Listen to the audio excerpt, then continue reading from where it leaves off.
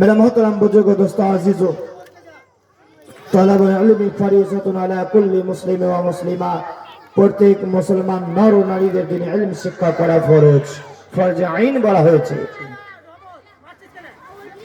তাহলে আমাকে আপনাকে ভাবতে হবে অতটুকু পরিমাণ ইলম শিক্ষা অর্জন করতে হবে যতটুকু পরিমাণ আমার আপনার ইসলামের পথে চলতে কোনো অসুবিধা না হয়, হ্যাঁ কি না? একটু আওয়াজ দেবেন।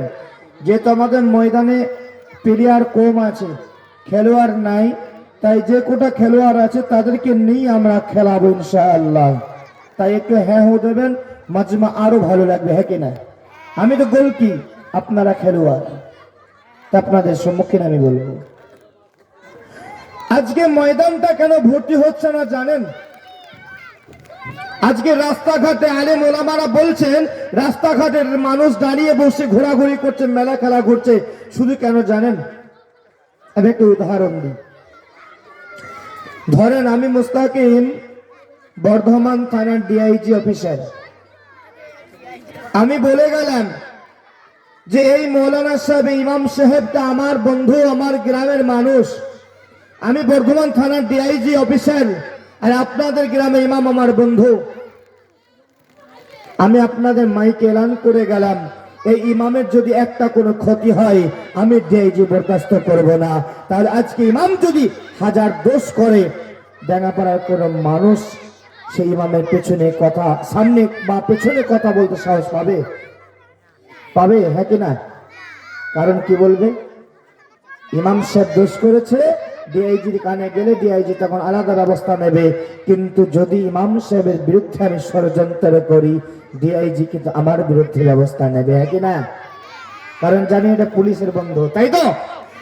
যদি এটুকু আমাদের জ্ঞান অর্জন হয়ে থাকে দুনিয়ার স্কুলে পড়ে, তাহলে আল্লাহ তাবারক ওয়া তাআলা বলেছেন যে কোন বান্দা যদি টাটকা জেনা করে আসে, টাটকা গুনাহ করে এসে যদি দ্বীনি মজলিসে বসে, তার পেছনে সমস্ত গুনাহকে মাফ করে দেওয়ার কথা বলেছেন কে? একটু জোরে বলবেন না, কে বলেছেন? তাহলে আমাদের কিসের ভয়?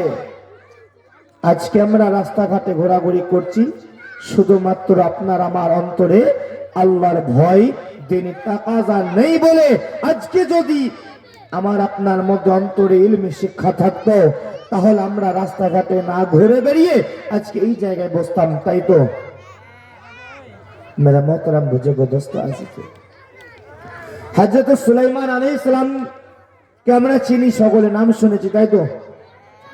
হযরত সুলাইমান আলাইহিস সালাম একজন নবী ছিলেন। হযরত সুলাইমান আলাইহিস সালামকে আল্লাহ তাবারক ওয়া তাআলা একদিন ডাকলেন আর বললেন, হে সুলাইমান, তোমার সম্মুখে আমি আল্লাহ দুইটা জিনিস রাখলাম, একটু বিবেক বিবেচনা দিয়ে শুনবেন। আল্লাহ তাবারক ওয়া তাআলা হযরত সুলাইমান আলাইহিস সালামকে ডেকে বললেন, হে সুলাইমান, তোমার সামনে আমি আল্লাহ দুইখানা জিনিস রাখলাম, একখানা হলো দ্বীনি ইলম আর একখানা হলো সম্পদ। কি বললাম? সম্পদ, তাই তো? তুমি কোনটা নেবে বলো?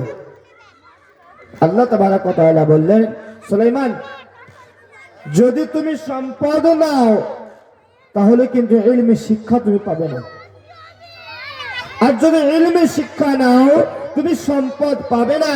দুমুঠো ভাতের জন্য তোমাকে কিন্তু লোকের দ্বারে দ্বারে ছুটতে হবে। এই কথা কিন্তু বলেছেন হযরত সুলাইমান আলাইহিস সালাম নবী হওয়ার আগেকার কথা। আল্লাহ রাব্বুল আলামিনকে হযরত সুলাইমান আলাইহিস সালাম বললেন, ওগো আল্লাহ, ওগো আল্লাহ, আমি ইলম নেব, আমার ধন সম্পদ দরকার নাই। কারণ আল্লাহ তাবারক ওয়া তাআলা বললেন, সুলাইমান, তুমি ভেবেচিন্তে বলছো তো? হযরত সুলাইমান আলাইহিস সালাম বললেন, ওগো আল্লাহ, আমি বড় ভেবেচিন্তে কথা বলেছি। তার সাইডে একটু আমি কথা বলি। ইন্নামাল আমালু বিন্নিয়াত বলা হয়েছে, নিয়তকে যদি আমরা সহি করি, নিয়তকে যদি শুদ্ধ করি, তাহলে আমার আপনার জন্য